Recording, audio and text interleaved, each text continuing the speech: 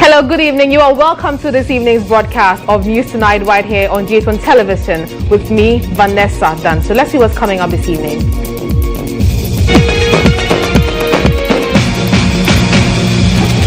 Coming up tonight, Speaker of Parliament announces probe into alleged leaked audio tape plotting removal of Inspector General of Police. Man resorts to sleeping in his car following attacks on him by neighbors for allegedly showcasing homosexuality traits. Later in the bulletin, the Geological Survey Department warns against building on slopes of hills in the wake of landslides in some communities across the country. Later in business, minority in Parliament threatens prosecution of Bank of Ghana governor for failure to publish financial statements as required by law. We have got that and some details on June's inflation figure as well.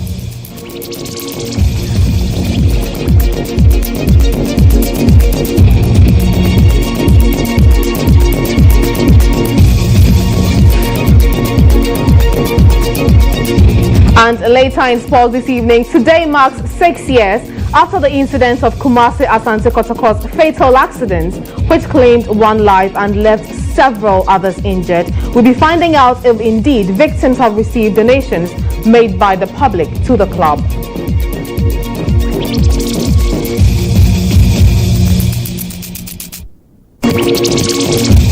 We have the details of these other stories coming up shortly.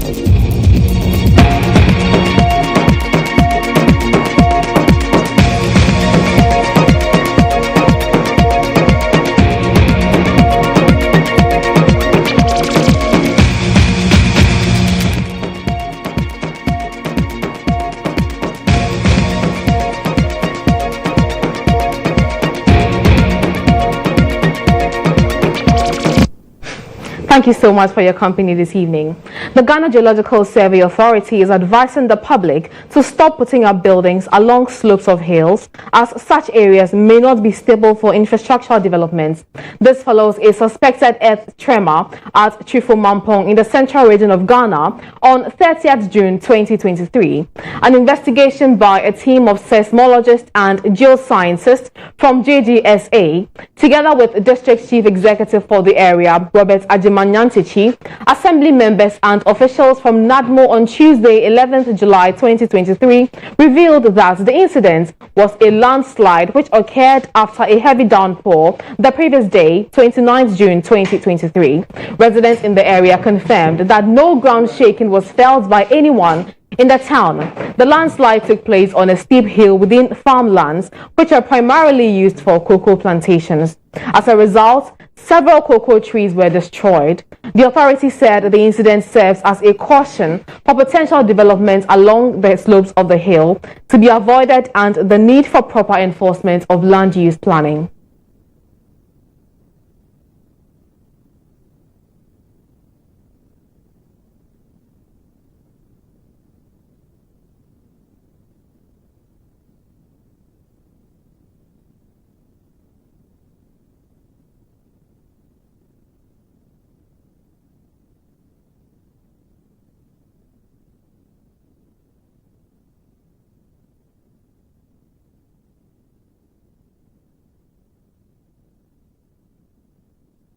The leaked audio tape, which has some senior police officers plotting to get Dr. George Ekufu-Dampare removed as IGP and pledging to help the governing NPP break the 8 popped up in Parliament today.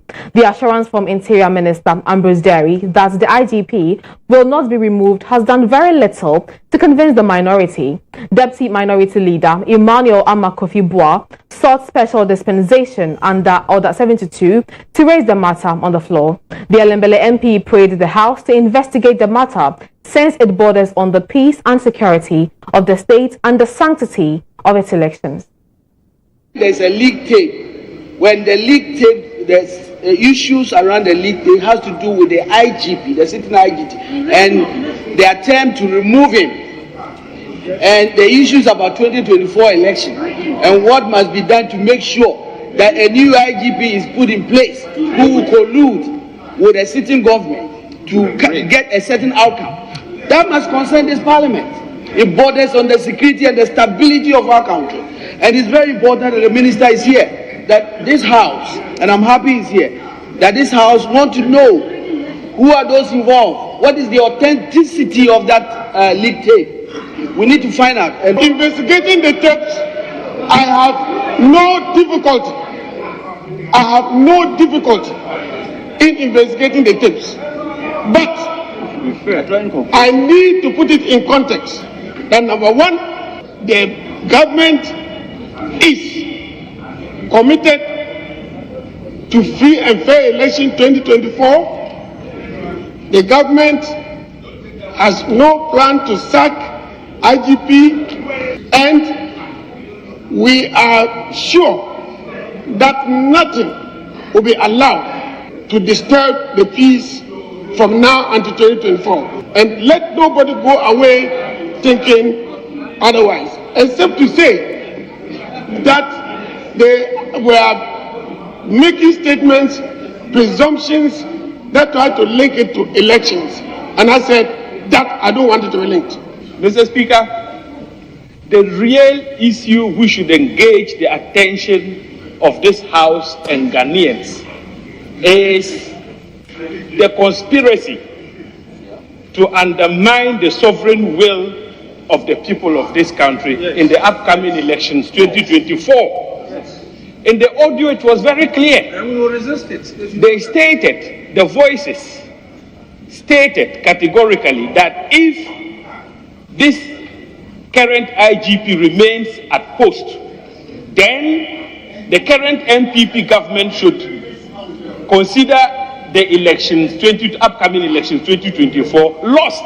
There are clear rules in this House where a committee set out by this House can look into such matters. And I believe that if there is any apprehension on the other side, the Defense and Interior Committee is seized with every power to look into it. I don't want to believe that a leak tape where we don't know the source, we cannot even predict the identity of those in the tape as we sit, because the maker of the statement said it's an alleged tape. So until such a time that is determined, you cannot jump into such a conclusion and state that they are using that to undermine the sovereign will of the people.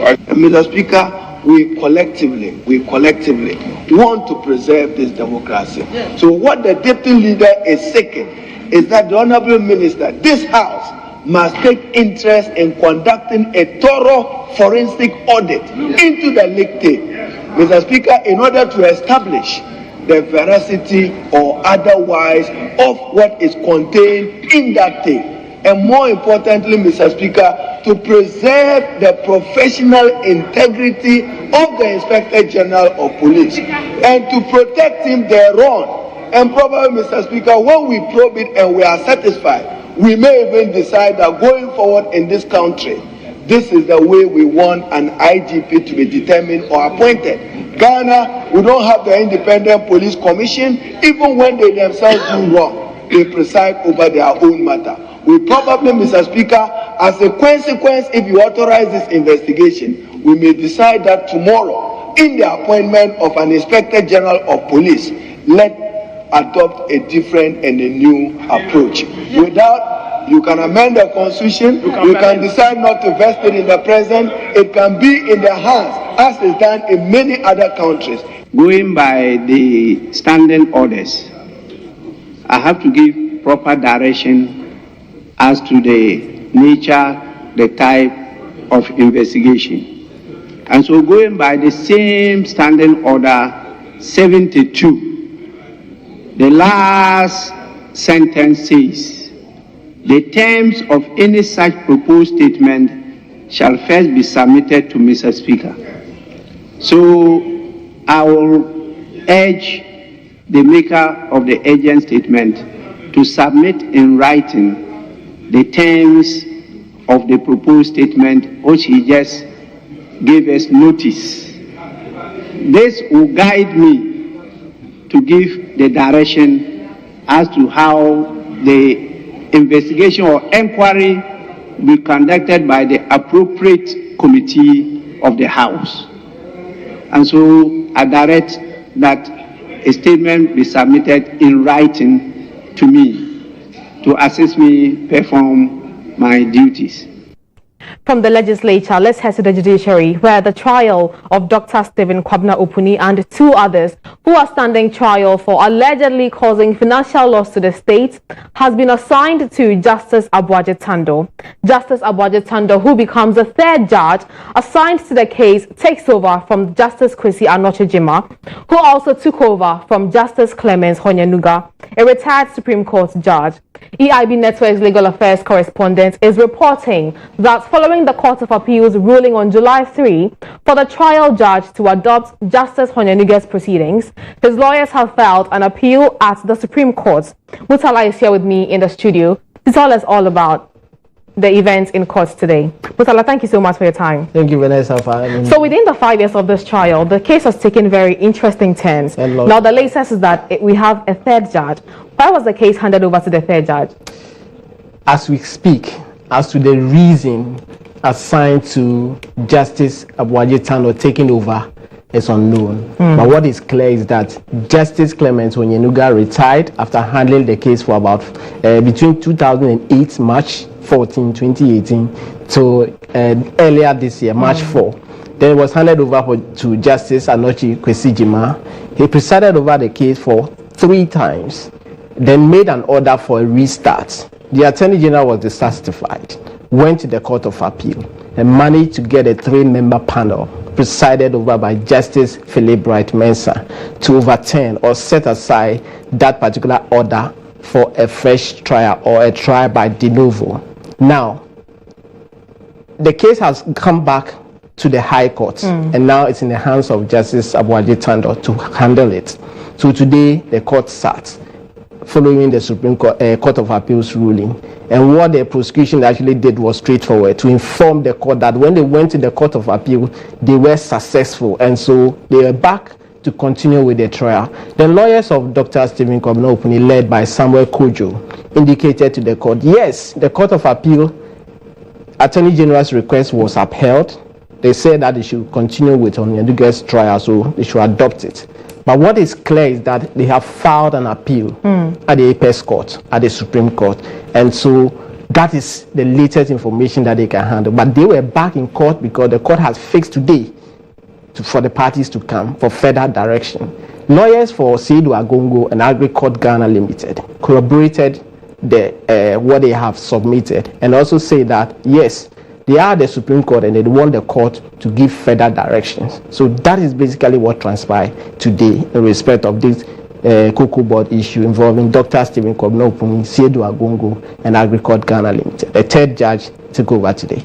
But interestingly, Justice Onyenuga has retired. Absolutely. What does that mean to the substantive case? So what it is now is that per the ruling of the Court of Appeal, 3-member panel, Justice Philip Bright Mensah, Justice Ernest Owusu Dapa, currently is the one handling the Collins Dada case, the Saglemi Affordable Housing. Then Justice Jennifer Dazi. The ruling is that the High Court now will have to adopt the proceedings of Justice Onyenuga. No fresh start. So where Justice Onyenuga got to was that the 7th defense witness for Dr. Opuni was in the witness box and was facing cross-examination after the state had closed its case and also called 7 witnesses. So we had to continue from there. That was per the sitting today, and per the ruling of the Court of Appeal, they have to continue from there. So that is basically where we are. We'll continue from where Justice Onyenuga left off, but we won't start again as far as this ruling is concerned. But briefly, now that the case is being taken to the Supreme Court, what does it mean to the case in the High Court?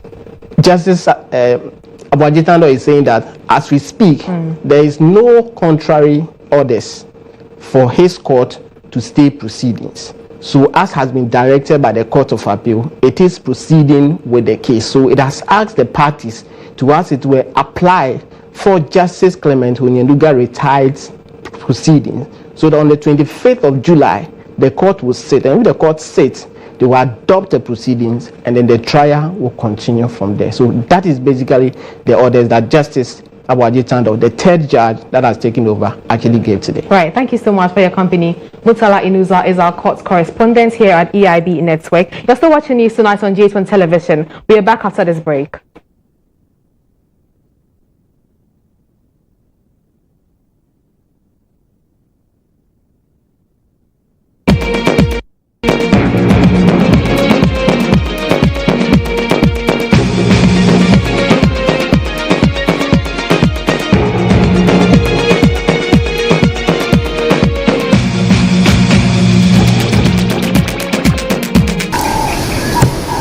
Want something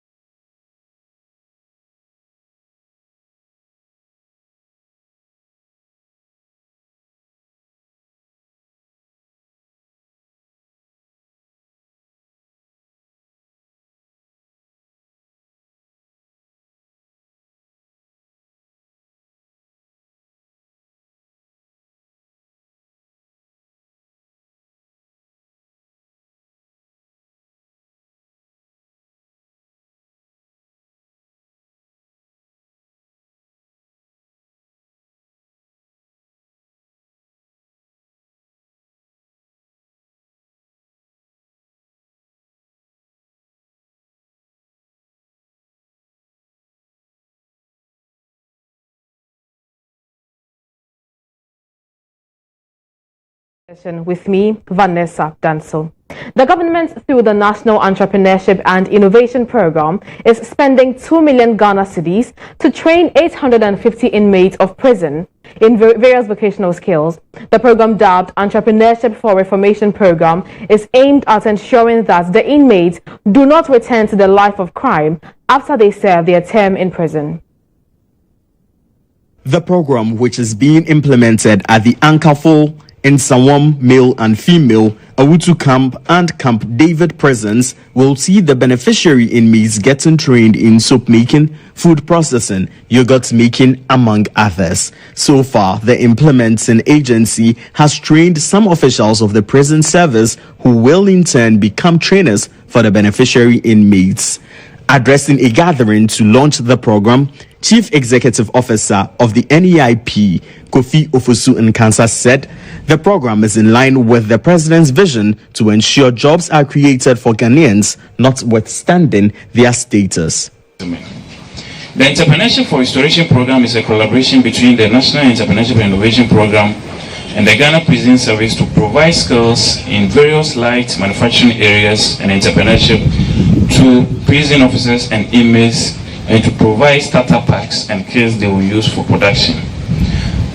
He told GHOne TV that the program will be expanded to cover other prisons soon. Because we were unable to cover all the prisons in this first phase, we are going to sit with the prison management and draw a plan for our next year budget and see where we can also deploy similar strategies to train the inmates in the other prisons. So yes, it's not just going to end at those we are starting with. This is a partnership, so we will sit with the Director General of the Ghana Prison Service and plan roll out for the subsequent years and see how we can extend it. Deputy Finance Minister Dr. John Ampontua Kuma, who also spoke to GHOne TV in an interview, urged the public to patronize items produced by the beneficiaries of the program. If they are able to produce a microphone and you can speak through it, if the quality is good, it doesn't matter who produced it.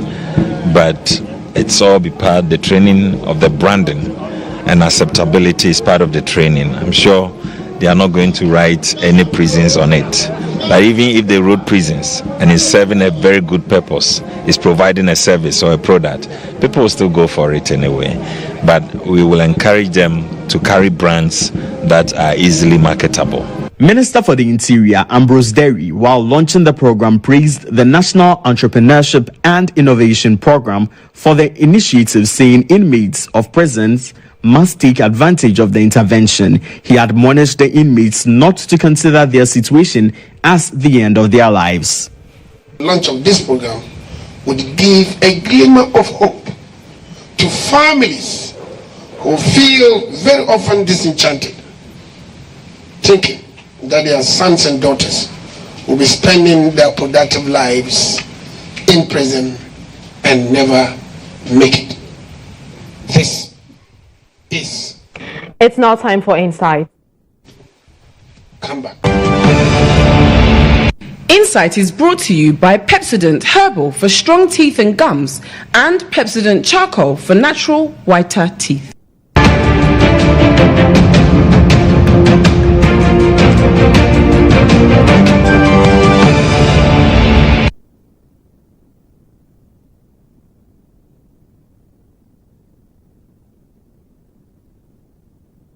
On Insights this evening, we place focus on homosexuality as two young men have been allegedly attacked by their neighbors for exhibiting what they claim are homosexual attributes. According to the two, they no longer feel safe living in their homes due to the constant attacks from their neighbors. Kekeli Kezia Okansi has the details.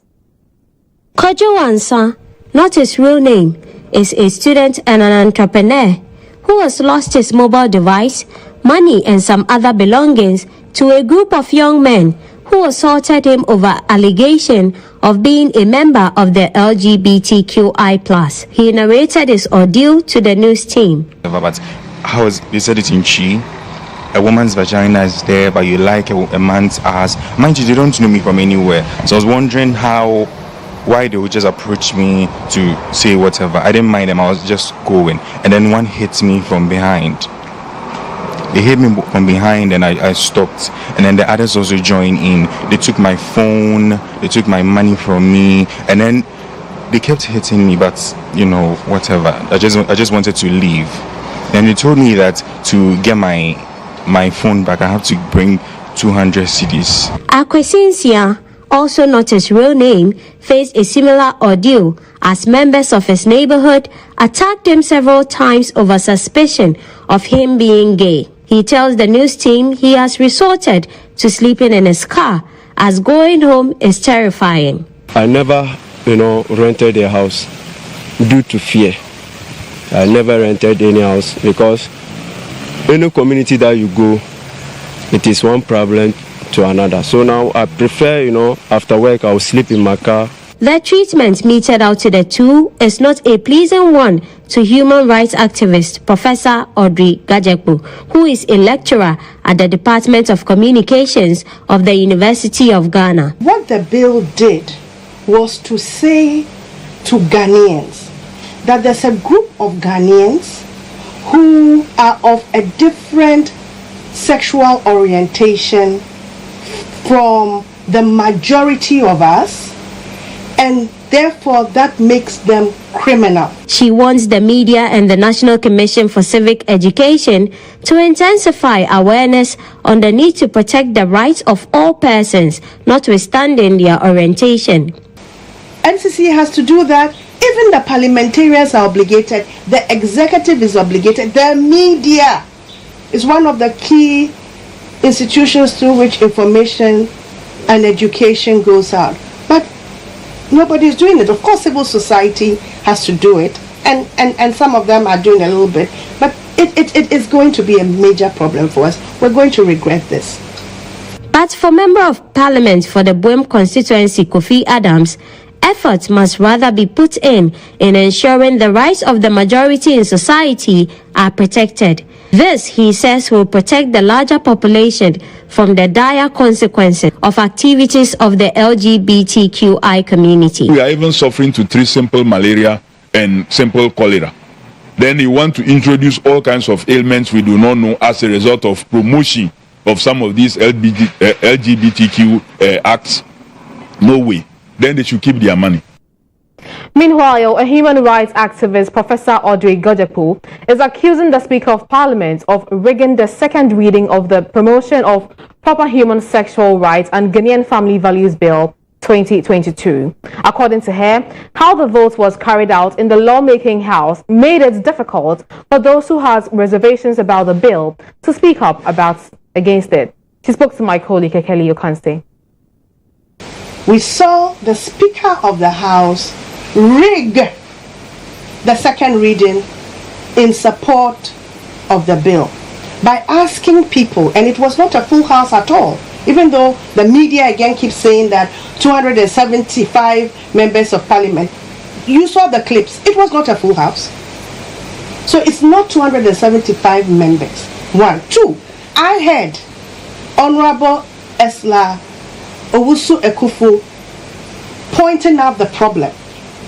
She couldn't have then been in support of that bill. But what did the Speaker do? It made it difficult for those who bought into those arguments to vote against the bill because he asked people to stand up. Is that procedural? Is that fair? Well, there were efforts to reach the former vice chairperson of the Amnesty International, but unfortunately, technology is not in our favor today. But that does it for Insight. We are sure to bring you details of this story subsequently. Insight is proudly in association with Pepsodent, and Pepsodent says it is imperative that you brush your teeth day and night with Pepsodent.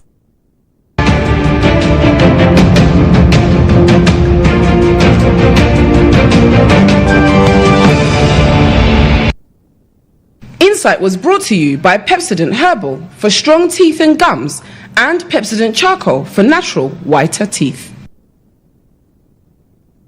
In other stories this evening, the findings of the 2022 Ghana Demographic and Health Survey have revealed concerning trends regarding births among young women aged between 15 and 19, as well as a high unmet need for family planning. According to data by the Regional Institute for Population Studies at the University of Ghana, the Northern region has particularly high unmet needs for family planning, while the Greater Accra region has a low level of contraception use despite the availability of contraceptive methods. In light of these findings, the Executive Director of the National Population Council, Dr. Letitia Appiah, has called upon the government to take proactive measures, including initiating discussions to produce contraceptives locally in order to address the unmet need for family planning. She was speaking on the occasion of the World Population Day, which is marked on July 11 every year.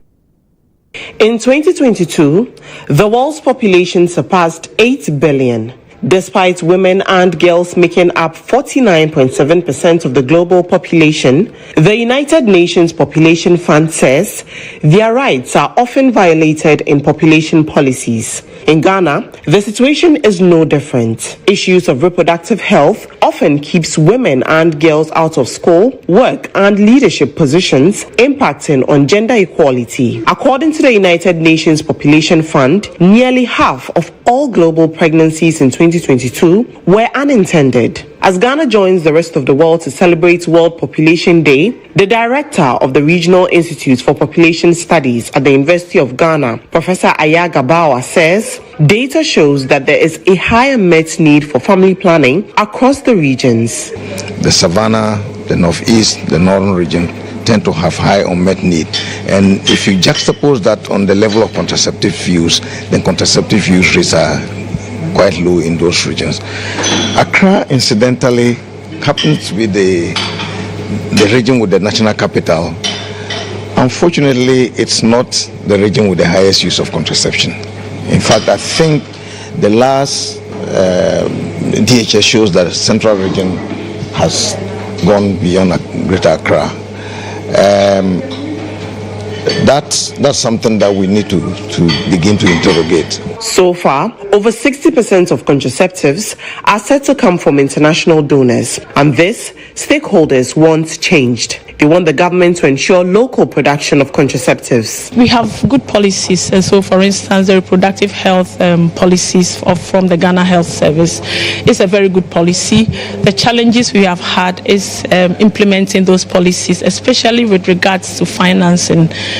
So we urge government to prioritize more by providing more funding to the Ghana Health Service, particularly when it comes to contraceptive security, because currently about 80% of the contraceptives that we use in country is donated by bilateral donors. Countries like Ghana, with a high fertility rate, tend to report the highest unmet need for contraception. Executive Director for the National Population Council, Dr. Letitia Appiah, believes the government must prioritize issues of reproductive health to address the high growth rate in the country. We're not giving them the services. If we're talking about sanitary conditions and we are not providing, we're talking about contraceptives and we're still just donor dependent and we are not producing.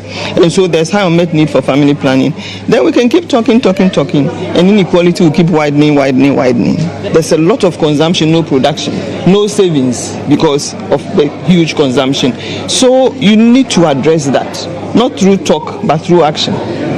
Teenage pregnancy is not helping us. When we have a high unmet need for family planning, which means that women want to either space their bets or limit their bets. This year's World Population Day celebration is under the theme Unleashing the Power of Gender Equality to Spur Development. Residents of Odupong Ufako in the Ewutu Senior West constituency of the Central Region are calling on the government to reconstruct the two bridges that link the community to other communities in the constituency. According to them, the situation is hampering economic activities and education of their children, amongst others. Make no mistake, what you see right here is not a river, it is a broken bridge.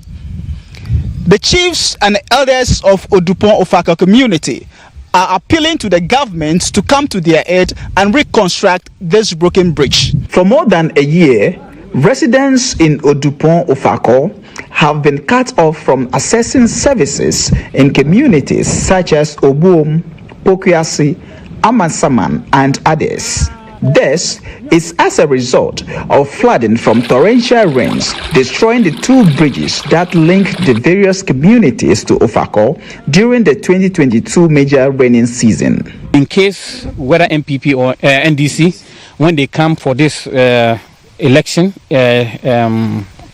year campaign, we'll ask each of them whether it be the president or either it be the minister or either if the incoming MP where he want to stand or something like that. We'll ask them to cross this bridge with their car. If they are able to cross the bridge, then we will vote for them. Then it means make things simple for both of us, both we, the community here, and then the political parties. If they are able to cross here with their car, then that means we can also cross. Then they will have our vote.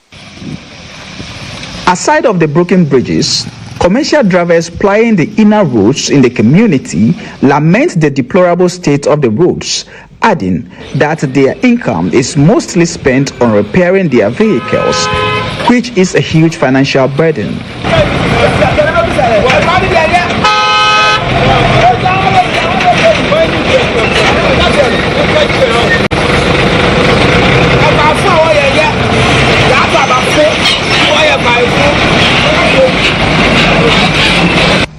The potholes is worrying us.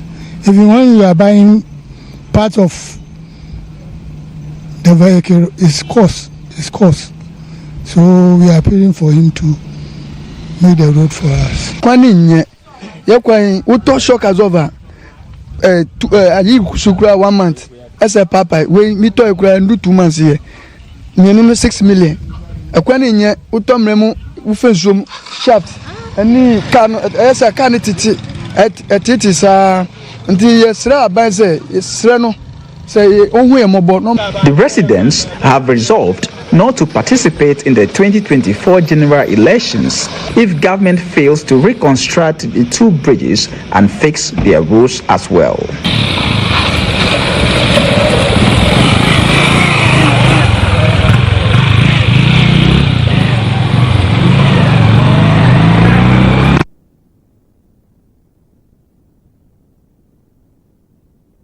Let's do business now.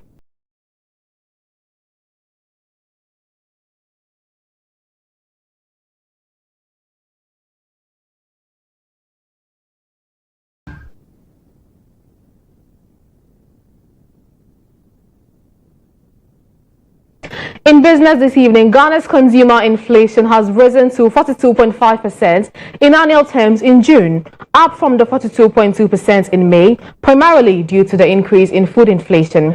The latest data was provided by the government statistician, Professor Samuel Kobna-Enim, who shared a breakdown of the figures earlier today. A 0.3 percentage point difference between the rate that was recorded for May 2023 and June 2023. In May 2023, we saw a reversal of the downward trend that we started recording from January 2023, where May 2023 rate of inflation stood at 42.2%, and with the increase of 0.3 percentage points in the month of June 2023, we recorded 42.5%. On a year-on-year basis, this simply means that between June 2022 and June 2023, general prices of goods and services have gone up by 42.5%. On a month-on-month basis, that is between May 2023 and June 2023, the indices respectively stood at 184.4 and 178.7. Given these two consumer price indices, month-on-month inflation for the month of June 2023 stood at 3.2%, indicating that general prices of goods and services between May and June 2023 went up by 3.2%. In a joint operation by the Economic and Organized Crime Office (EOCO), Bank of Ghana and Cybersecurity Authority, a total of 422 Ghanaians, including 3 foreign nationals, have been arrested as part of efforts to clamp down on the activities of loan sharks in the country. The operation specifically targeted 150 illegal loan firms that have been reported for intimidating and threatening customers. During a joint press conference, Executive Director of EOCO, COP Mametiwa Adodankwa, cautions the public against dealing with online loan firms. In all, 654 mobile phones were retrieved, 22 laptops, computers, and 800 SIM cards were retrieved as part of the exercise. And investigations are ongoing, and with the support of the Cybersecurity Authority, we'll go through the processes and procedures as prescribed by law, so that we look at what we can find for evidential purposes, and we'll follow the law and make sure they are taken through the due process as prescribed by our judicial system. People can contact us, and we are committed to support other government institutions to ensure that the country is safe from this emerging crime that we are all witnessing today. As you move on, education is key. Don't install applications on your phone when you are not sure. There's nothing like free lunch. When somebody is giving you any offer that is too true to believe, it means it is not true. The minority in Parliament has issued a warning to the Governor of the Bank of Ghana, Dr. Ernest Addison, stating that he may face prosecution if he does not comply with the Bank of Ghana Act, which mandates the monthly publication of the central bank's financial statements. During a media address, the minority spokesperson on finance, Isaac Adongo, revealed that the Bank of Ghana has failed to publish its financial statements for the past 6 months in violation of the law. Adongo further stated that if Dr. Addison continues to evade the Finance Committee, the Speaker of Parliament will be compelled to subpoena him. It's been almost 6 months now. The Bank of Ghana is in clear violations of these provisions. I want to serve warning to the Governor of the Central Bank, Dr. Addison, that he should remember that he had dragged people to the court over the violations of the Bank of Ghana Act, and that he should know that the same level of accountability will be extended to him. But he has a decision to make whether to cut his losses and comply with the law, or to continue with these violations of the Bank of Ghana Act, and that the long arm of the law is waiting for him, and he should remember that criminality has no expiry date. In relation to the recently paid matured coupons to domestic bondholders, Isaac Adongo asked the Finance Minister Ken Ofori-Atta to ensure that no matured coupons go into arrears in the future. You cannot restructure your debt in 1 year and default in the same year. To default on a restructured debt in the same year of restructuring is the height of incompetence and lack of planning. But we are aware that in August, even the new series will begin to attract interest, and coupons alone will be in excess of 2 billion.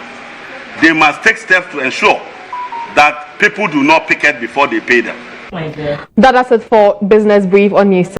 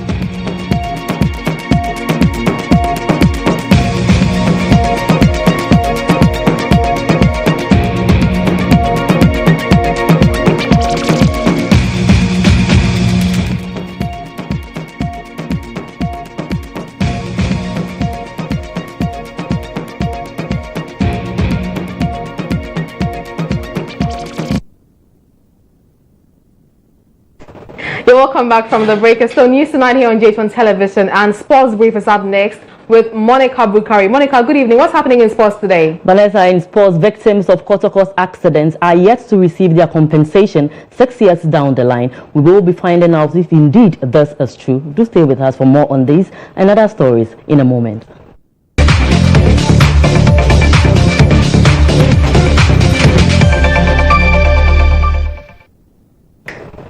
Now, it's been 6 years now since the team bus carrying players and officials of Kumasi Asante Kotoko encountered a fatal accident on a return journey after a league game with Inter Allies. The accident claimed the life of the equipment officer, Thomas Obeng, and left several injured. 6 years down the line, the victims are yet to receive compensations or monies which were donated by individuals and organizations.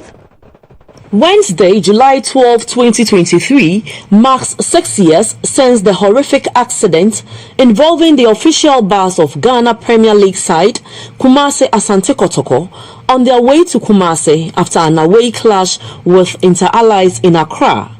The team bus crashed into a stationary truck on the Nkoko Dual Carriage Road. Kotoko's bus was carrying a contingent of 15 players, 7 technical officials and 2 journalists. The accident saw the death of Deputy Equipment Officer Thomas Obeng Asari, while many others, including players and team officials, sustained various degrees of injuries. Other players who sustained injuries include Olenu Ashite, Baba Mahama, Sadiq Adams, Michael Ekufo, among others. The bus was uninsured at the time of the accident, but 6 years on, these victims are still yet to receive any compensation from Kotoko, notwithstanding the donations received by the club from the public.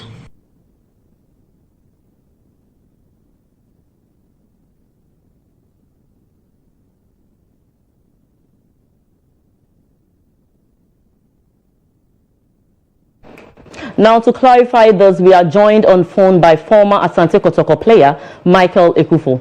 Michael, thanks for joining us this evening. Can you confirm for us if indeed there has been any payments made to any of you? Good morning. Thank you for giving me the opportunity, and good evening to your viewers and your listeners on GHOne TV. Concerning the issue, we've not received any more money from any management member since the accident happened 6 years ago today. Has there been any communication from the club to any of you? Yeah, in 2018, we had a letter from the club that they have received our petitions and they are ready to pay the money which were donated to them. And we have been looking forward to that, and it's been 6 years.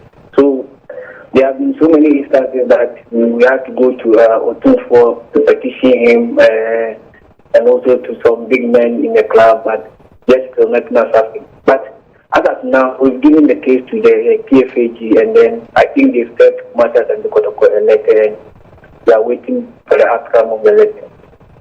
Okay, that's fine. But there were reports also that most of you paid for your hospital bills at the time. How true is this?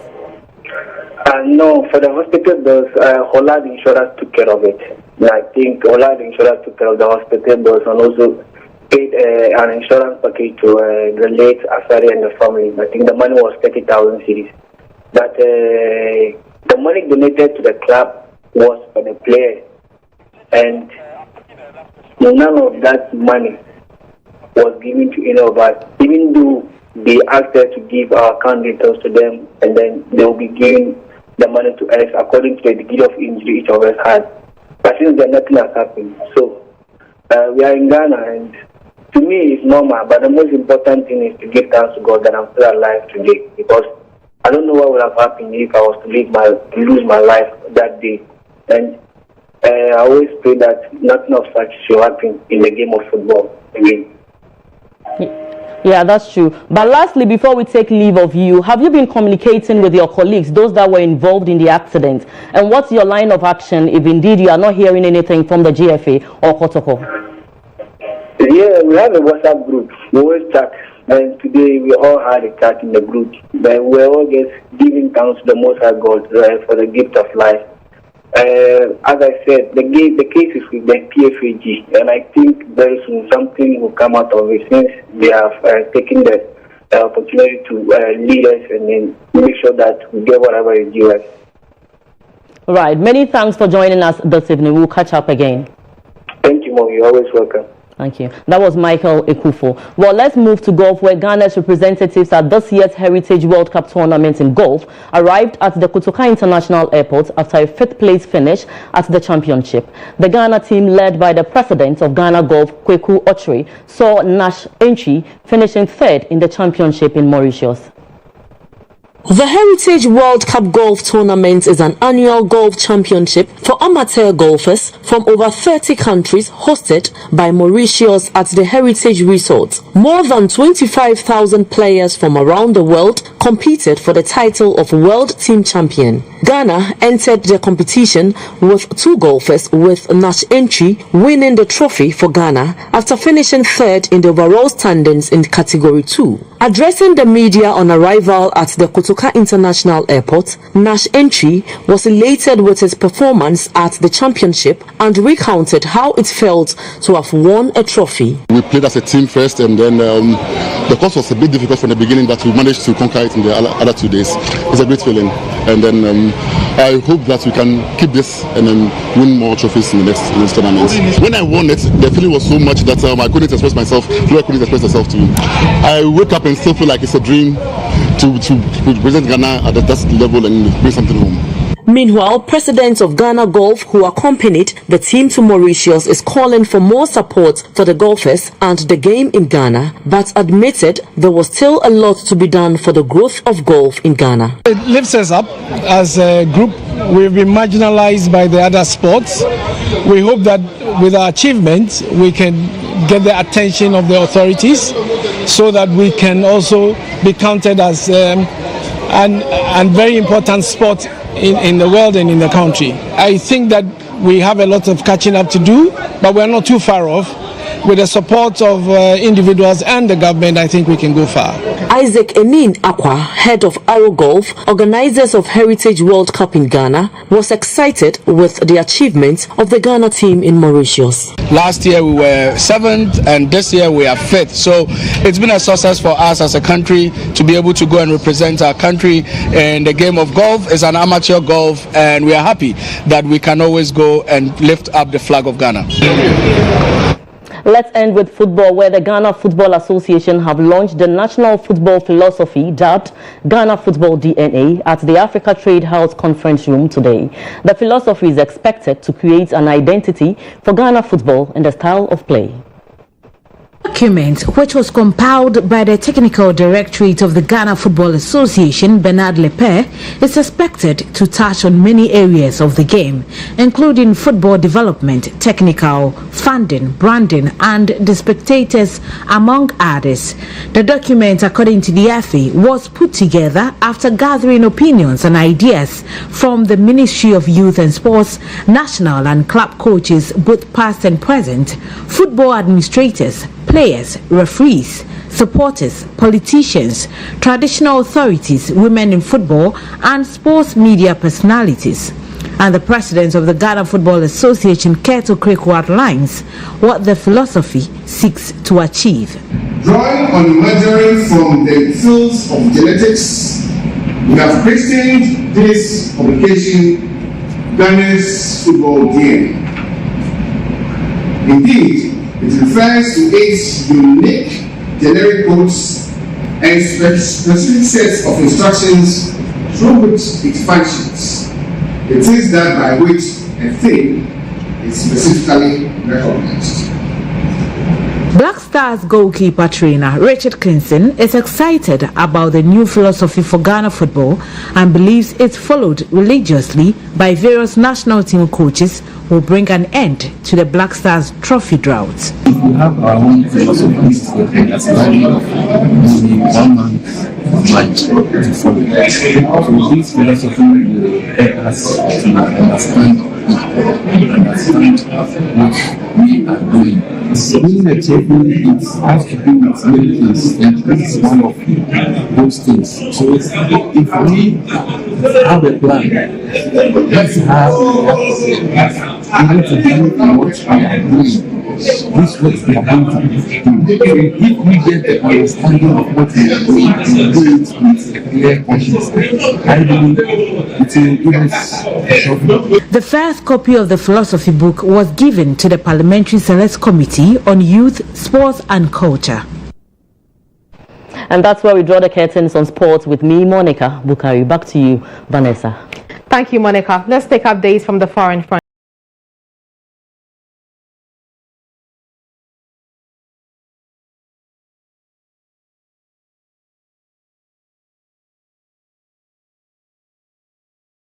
The wife of newsreader Hugh Edwards has named him as the BBC presenter facing allegations over payments for sexually explicit images in a statement issued on his behalf. In her statement, Vicky Flint said her husband, Hugh Edwards, is suffering from serious mental health issues and is now receiving inpatient hospital care where he will stay for the foreseeable future, as she asked for privacy for her family. Detectives from the Met Specialist Crime Command have now concluded their assessment and have determined there is no information to indicate that a criminal offence has been committed. The BBC has released its own statement following the Met, saying there is no evidence of a criminal offence, saying they will move forward with their investigations.